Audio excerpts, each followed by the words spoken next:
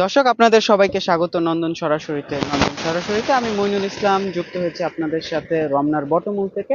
আগামীকাল পহেলা বৈশাখ, নানা আয়োজনে বাঙালি বরণ করে নিবে নতুন বছরকে। সেই আয়োজনের একটি বড় অংশ রমনার বটমূলে ছায়ানটের যে আয়োজন, সেটি একেবারে পহেলা বৈশাখের প্রথম প্রহরেই অনুষ্ঠান শুরু হবে। এখানে বিভিন্ন আয়োজনে, গানে, উৎসবে বরণ করে নেওয়া হবে পহেলা বৈশাখকে।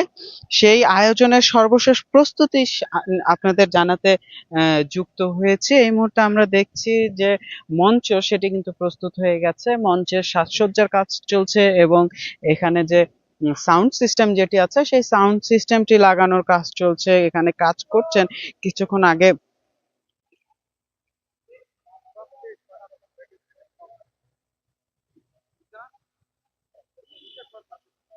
এখানে যে যারা ছায়ানটের যারা আছেন তারা যেমন কাজ করছেন, এছাড়া আইন শৃঙ্খলা রক্ষাকারী বাহিনী কালকের অনুষ্ঠান যেন নির্বিঘ্নে পালন করা যায় তার জন্য আইন শৃঙ্খলা রক্ষাকারী বাহিনীর পক্ষ থেকে ব্যাপক প্রস্তুতি রয়েছে। কিছুক্ষণ আগে গণমাধ্যম কর্মীদের সাথে কথা বলেছেন পুলিশ কমিশনার সাজ্জাদ।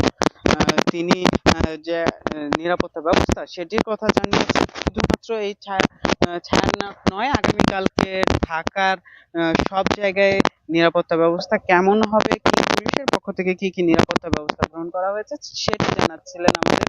শুধু পুলিশ কিন্তু নয়, এর আগে র্যাবের প্রধানও কিন্তু গণমাধ্যম কর্মীদের সাথে কথা বলেছেন। তিনিও জানিয়েছেন যে র্যাবের প্রস্তুতি কি, র্যাব এখানে কি ভূমিকা পালন করবে।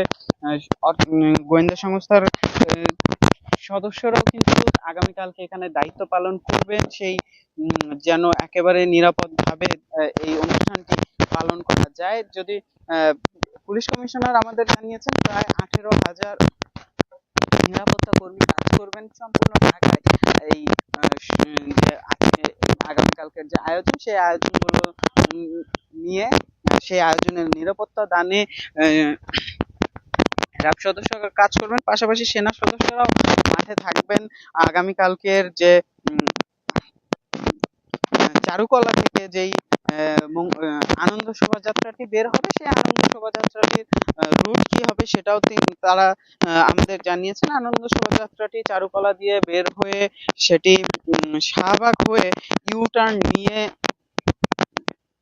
ঢাকা বিশ্ববিদ্যালয়ের ভেতরে ঢুকবে। দুঃখিত প্রিয় দর্শক, সেখান থেকে দোয়েল চত্বর হয়ে শহীদ মিনার ঘুরে টিএসসি হয়ে আবার চারুকলায় এসে শেষ হবে, এমনটি কিন্তু আমাদের জানানো হয়েছে। এই মুহূর্তে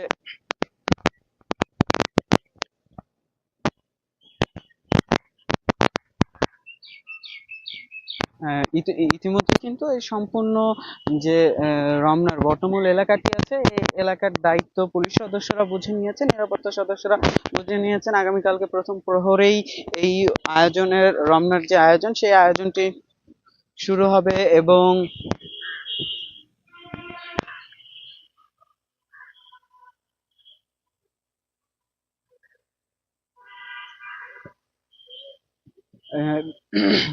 সারা সারা বেলাই চলবে। আর এই যে রমনার বটমূলের আয়োজন, এই আয়োজন কিন্তু দীর্ঘদিন ধরে পালিত হয়ে আসছে। নতুন বছরকে গানে উৎসবে পালন করার বরণ করে নেওয়ার জন্য এই রমনার বটমূলে আয়োজন করা হচ্ছে। এটি বাঙালির যে জাতীয় জাতীয়তাবাদ, সেই জাতীয়তাবাদের একটি অবিচ্ছেদ্য অংশ হয়ে দাঁড়িয়েছে এই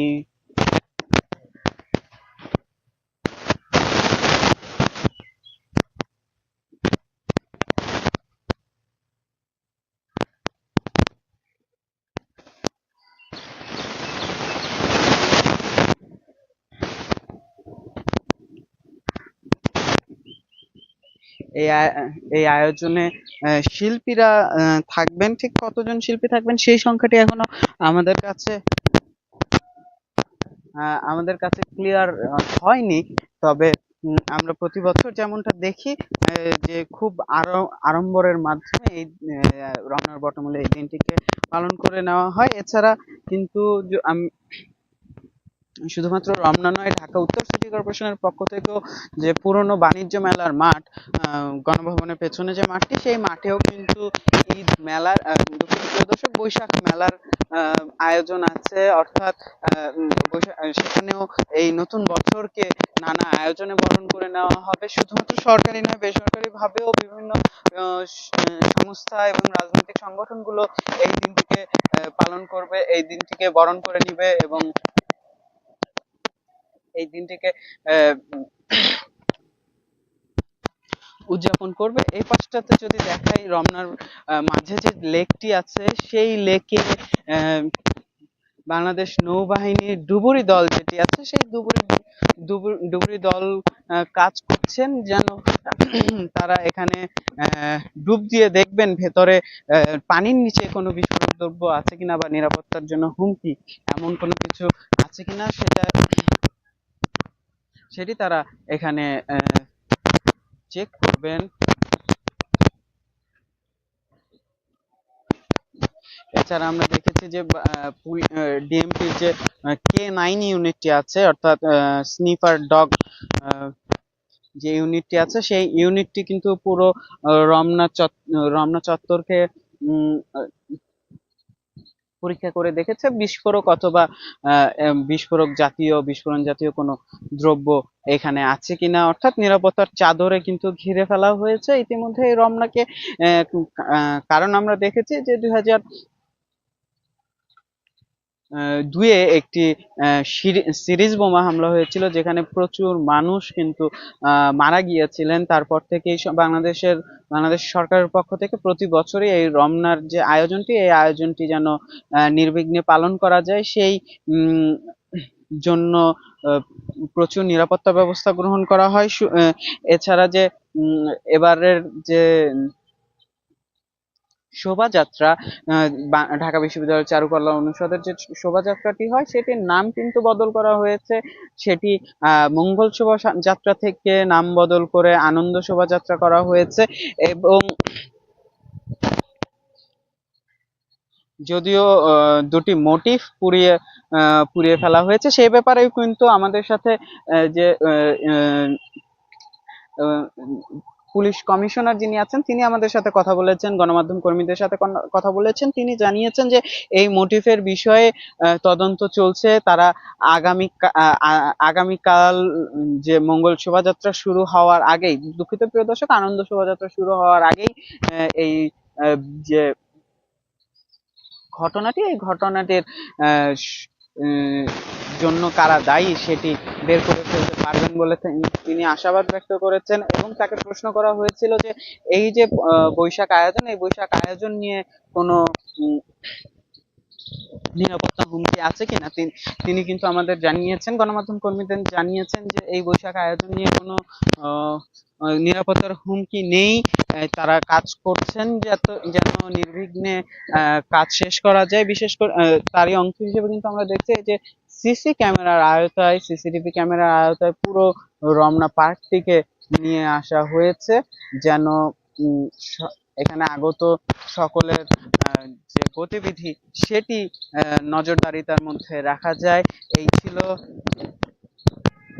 অর্থাৎ আগামীকালকে যে আয়োজন, সেই আয়োজনটি একেবারে নির্বিঘ্নে যেন সম্পূর্ণ হয় এবং বাঙালি তাদের প্রাণের উৎসব নতুন বছরকে যেন নির্বিঘ্নে বরণ করে নিতে পারে, সেই প্রস্তুতি কিন্তু একেবারেই চূড়ান্ত। এবং আশাবাদ ব্যক্ত করা যায় বাঙালি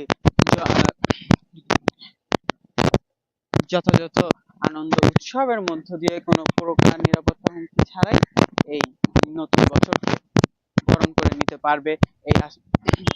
এই আশাবাদ ব্যক্ত করে আমি শেষ করছি নন্দন সরাসরিটি। আমরা আপনাদের ধন্যবাদ জানাই এতক্ষণ আমাদের সাথে থাকার জন্য। নন্দন টিভির চ্যানেল সাবস্ক্রাইব করতে ভুলবেন না, ফেসবুক পেজটি লাইক করতে ভুলবেন না।